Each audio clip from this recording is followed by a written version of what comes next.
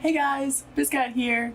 So, I've had a couple of you recently reach out to me and ask me a few questions about customizing your invoices, and I'm going to go over that with you today. Today's video is specifically on QBO invoice customization, so not desktop. I'll go over that in another video, but QBO is what we're going to go over today. I think that some point in the recent past, QuickBooks has updated their settings and how you change the form and whatnot. So take note of the date that this was created and hopefully it's the latest update. There's a couple of different things that you can do to customize your invoices and a few little tips and tricks, and I'm going to go over them with you now. Okay, so once you're in QBO, you'll navigate up to the gear icon in the top right corner, and you'll go over to the settings area and click on custom form styles. Now here you can have a few different themes if you'd like, a few different styles, but we've just got one that we use, the master. So click on this here, and this is where you edit everything. On this front page, you can manage the design. You can change the different types of templates. Scroll through them for you guys.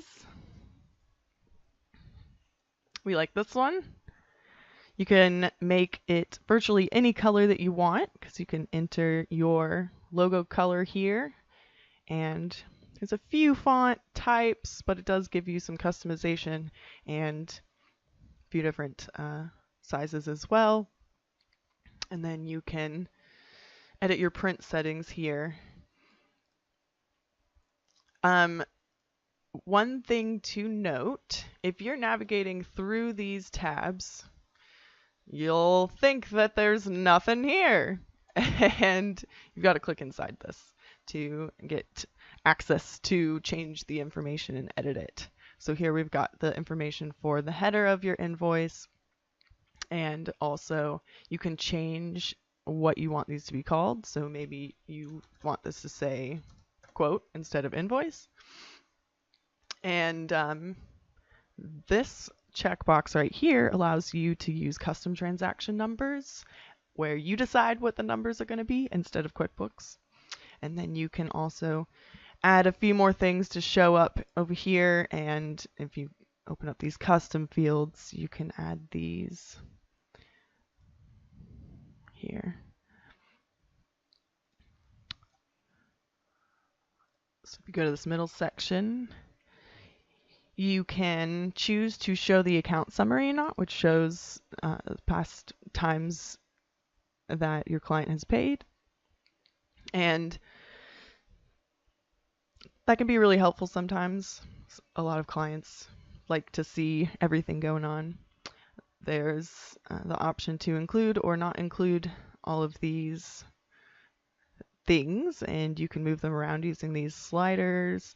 And if you click this, you can change the width of the columns and the names of them as well. And there's a few more options down here that allow you to change how you group what comes up and what you have show up here.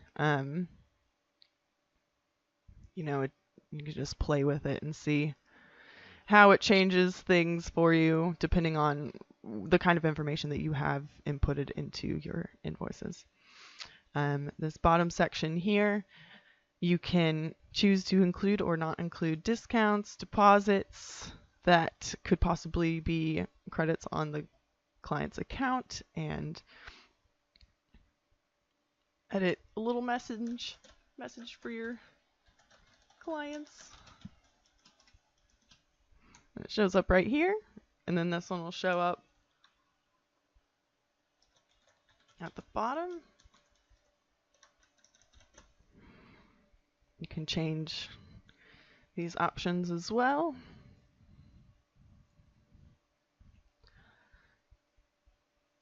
And then when you go over here to emails, this is how you customize how it shows up to your client when you send it to them. And I believe with this recent update that QBO did, they may have auto changed everyone's to summarize details, which takes everything off of the bottom here. So if suddenly you have no information in your emails, that is how you would address that, is click on full details and it will itemize everything out, give them this information and your little notes in the email right there for them to see, so they don't have to actually click here to understand why they're being charged this money. And of course you can edit how it addresses them. There's many options here, and you change your message in here. And in this area as well, here's the standard email and the reminder email. You can change what you want them to be for the invoices, estimates, and sales receipts, because they are different.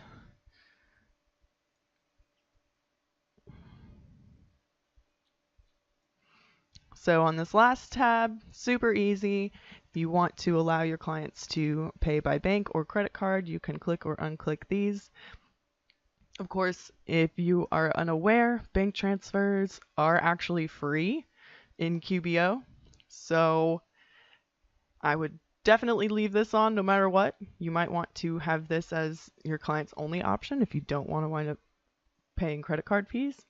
But if you need either one of these set up in your account, you do have to actually hook things up. And if you're interested in seeing if we've got discounted rates, feel free to reach out to us and we'll let you know what we've got going on. We'd love to help you get set up with us.